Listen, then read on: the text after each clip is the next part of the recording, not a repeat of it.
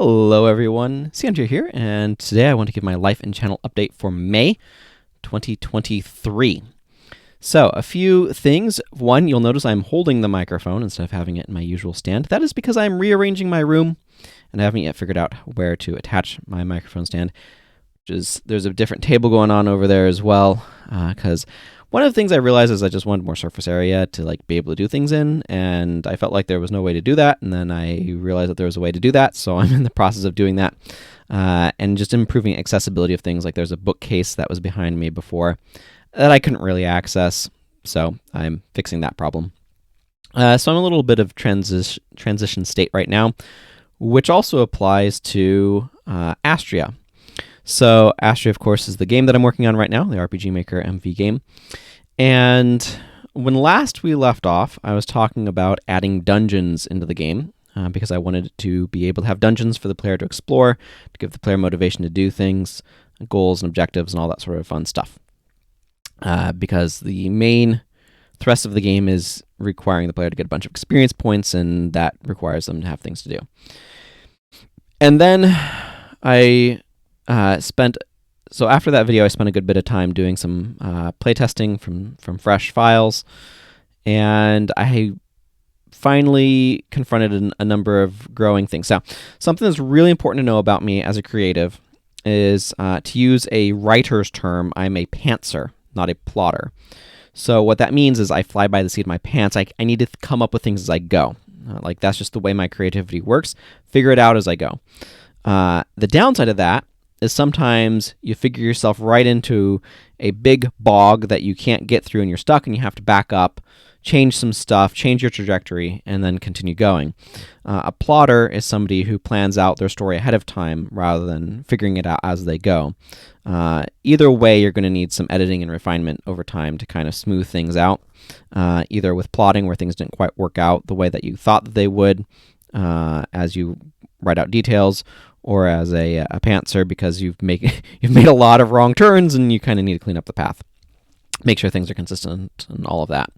So anyway, there's a number of very significant things that I realized, which means that I've needed to step back. I'll go over those things in a moment because I think it's really interesting, but it means that I've needed to step back, and I'm currently in a process of doing some planning things out, figuring out how I'm going to adjust things and some other stuff. And it's just a very slow process because it's requiring me to do some of that plotting that I'm really bad at and very slow at. So it is not leaning towards my strengths, unfortunately, but that's how things go sometimes. And so that's kind of the process I'm in. So to kind of back up and explain, there's a couple of key things, and I'm just going to pick them in an arbitrary order. Armor is one of the big ones. So I had an armor system in Astria where there's 4 regions. This is kind of inspired by Guild Wars 1. There's head, arms or hands or whatever you want to refer to it as, torso, and legs or feet. Basically, I had boots and shoes, and then I had gloves or gauntlets, and then various. For some reason, the default icon set with RPG Maker MV has a ton of different headgear, and I don't know why, but a bunch of different hats. Hat types and stuff, and then a bunch of different armor types, and for the torso. And what would happen is generally you perform an attack, it hits one of those at random, and hits that particular armor piece. But some special skills, like for example, headshot, would always target the head. This system is not suitable for the implementation of armor I'm doing in Astria. So let me explain what's going on here. The issue comes down to consistency and feedback for the player. So if you perform a skill with a player and you hit an enemy on a piece of armor, and that piece of armor has its certain defense values for the different damage types, and then you hit again, and you hit a different piece of armor with a different set of values, you don't know what skill to use. It basically removes some of the strategic elements related to damage types. If the enemy has wildly different values for the different pieces of armor, or they're particularly weak in a certain area, or any of that sort of thing, it's very difficult to make good strategic use of that. it's just too unpredictable, right? And it also confuses, like, was that hit a good hit because it hit them in a piece of armor that they're weak to, that particular thing, or just that particular area is unarmored or whatever. It's this sort of thing where it just completely muddles the system. It works well in Guild Wars 1 because armor is relatively consistent across armor pieces. If you're a warrior, you have a base 80 armor against all damage types, and then an additional 20 against the physical damage types. If you're a ranger, you have a base 70 against all damage types, and then an additional 30 against all elemental damage types. So it's very consistent in that way, and so variations on piece are relatively minor in their importance, but it means that it comes at a slight cost. So, for example, if you want a piece of armor that gives you more energy, in Guild Wars 1, it comes at a cost of defensive properties you could have applied to that piece of armor instead. And there's some other things that they're doing. Basically, they're doing stuff with armor in terms of decisions that you're having to make that make that apportionment or those separate armor pieces being separate things way more relevant. So I want to simplify the system. Now, I still like the regional hits, particularly for things that are targeted. I'm going to revise a system where there's just one armor slot, and this goes into a whole process of revising how I'm handling equipment in general that I'll get into after I finish talking about armor. But the idea of, like, okay, you hit them in the head, this has additional special properties. You hit them in the hand, you hit them in the torso, you hit them in the legs. These are different areas that you can hit that have different additional properties on the attack, I think is a better way of trying to go about it, where it's a consistent effect based upon what piece you hit. Also, I just need to have more feedback in terms of where you hit so you can get things. But it's about creating a consistent experience when you're hitting consistently, or when you're hitting specific areas. And having that consistency is really important in order to make things work in any sort of way where there's strategy and things like that. And it's not just like a sort of crapshoot. So I'm still in a little bit of a process of figuring out how I'm handling armor totally. I think what I'm leaning towards is going to be, this is more on armor formula stuff, so I think there's going to be ways of getting additional armor where it all just kind of adds up. I'm not going to get into too many more details there, though. So one of the other things that I discovered through playtesting, and this will feed back into the equipment thing very quickly, is that I just had too many equipment-based skills. So I had skills on your offhand, I had skills on your weapon. Those could have up to 3 skills, and then also rings. You had 3, 4, something like that, ring slots, and as well as an accessory slot. 3 ring slots. Yeah. So just to kind of go over, you have a weapon slot for your equipment. You have weapon, offhand, your 4 armor slots, accessory, and then 3 ring slots. And you can't wear 2 of the same type of ring. It has to be a different ring. And what I ended up deciding with that, because rings could also have skills on them, as well as other effects. And what I ended up realizing is this is a game where there's a bunch of different characters. And because of the way that I'd set things up, so I need to figure out what information is best in which order. So weapons, I had like your melee weapons and then your ranged weapons would have a different like set of standard skills that they would pull from. And then there's some stuff that I'd plotted out with all of that. What ended up functionally happening, rather than going in all of the minutiae of what I was doing, what ended up functionally happening is that there was too much uniformity between weapons and within offhands and with rings that in the end resulted in characters feeling very similar to each other, where it just kind of your character is mechanically their equipment. rather than their individual character skills.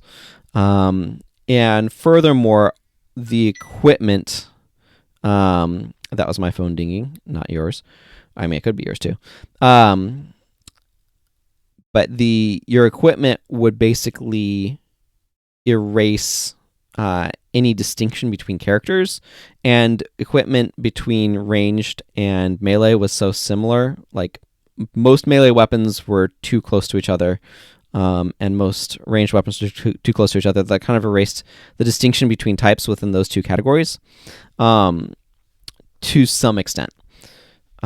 So the long and short of it is, this just made characters feel super generic, and it meant that I wasn't really feeling the distinctiveness of each character. So I'm going to pare back the number of equipment slots dramatically to just be weapon, armor, and 2 accessory slots. So that's 4 equipment slots from however many I listed off before, like 9 or something. Now I have to count.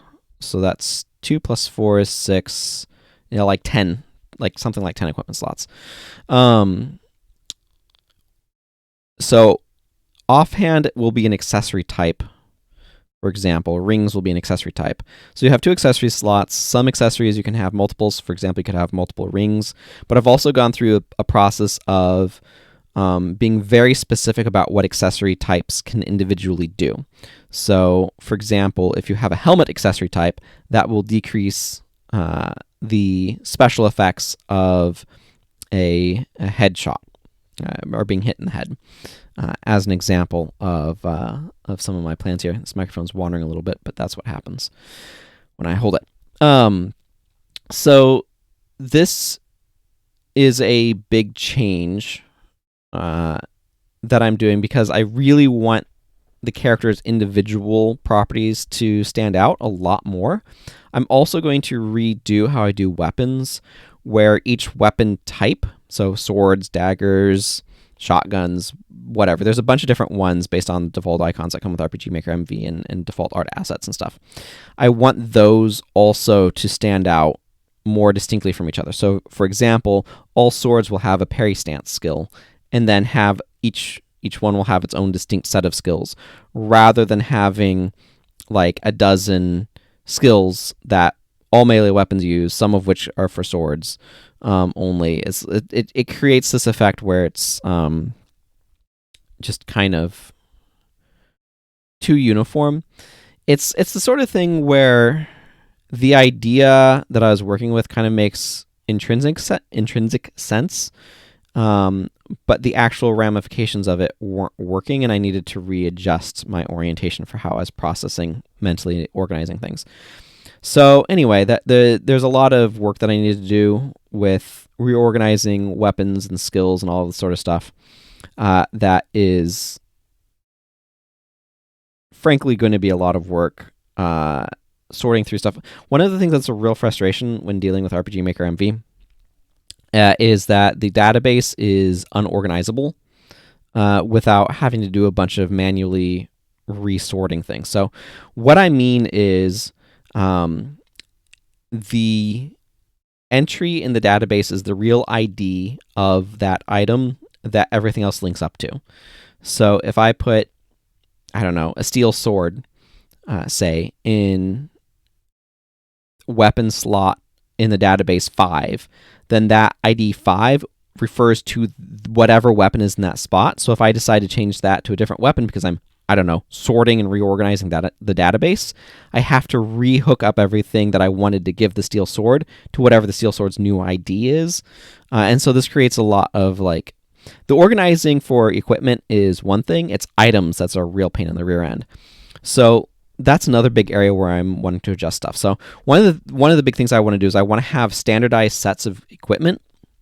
So, for example, standard consumable items that you can, maybe not every store will sell every one of them, and maybe not all at the same price, because I like a little bit of variety there. But these are things that you'll find consistently in, like, treasure chests that'll just be common throughout the game world. So I don't have to worry about this consumable is supposed to be unique to this area or whatever. And I can kind of put it wherever, and then I can have my unique consumables that are more this way or that way. So I've been going through and I've been figuring out standards for consumables, but also for weapons, armor, and accessories. So there's a whole process of like, I want to standardize the stuff that like you can. So when I'm making a shop, it's like, oh, this can appear in any shop, this can appear in any treasure chest, and then distinct things, unique things will appear in some shops, in some treasure chests. It's just a whole process. There's a lot of thinking that I'm doing kind of going into this, but I think having a standardized set of stuff makes a lot of sense. And standardized, again, doesn't mean that every shop will stock everything that's a standard item. It just means that any shop could, as I'm making it, or any treasure chest could, if I want to have this as a loot somewhere, have this. So that's been a lot of what I've been thinking about and working on. And it's been a whole process. And like I said, it's been very slow because this is something I'm bad at. Plotting stuff out is just something that I'm not great at. I like to just be going there and filling things out. But the problem is RPG Maker MV is especially bad for that because I can't reorganize as I'm going, and it as a program favors people who are more plotters, who plan stuff out ahead of time, and people who are like me that are pantsers, that we kind of figure it out as we go. It doesn't provide good tools for reorganizing and adjusting things in that regard. So it's just how it is. Anyway, some other things this month. I went on a fairly lengthy trip in the earlier part of the month. It was a 9-day trip to visit family in a couple of different spots. It was a good trip. It was good to connect with family, spend some time with them. My grandmother, I think, particularly appreciated being able to make the cheesy eggs that she's made for me and my sister for a very long time. I think it was a nice bit of nostalgia and connection and all that sort of stuff. So, and then I ended up spending my birthday with an aunt who I think really appreciated having something to celebrate because she's been going through a bit of a difficult time emotionally. So I was glad to be able to go on that trip. And I don't know, I've done a little bit of poetry work. I released a poem recently. That was just a way of me examining some emotions. I think that's most of what I want to say, so I'm going to go ahead and wrap up here. Thank you all very much for watching and listening. A lot of game design stuff going on, which is exciting. And I'm looking forward to finishing this room rearrangement that I'm in the middle of. So until next time, everyone, may you find ways and tools to reorganize your world so that it fits more neatly and comfortably. And until next time, take care and goodbye.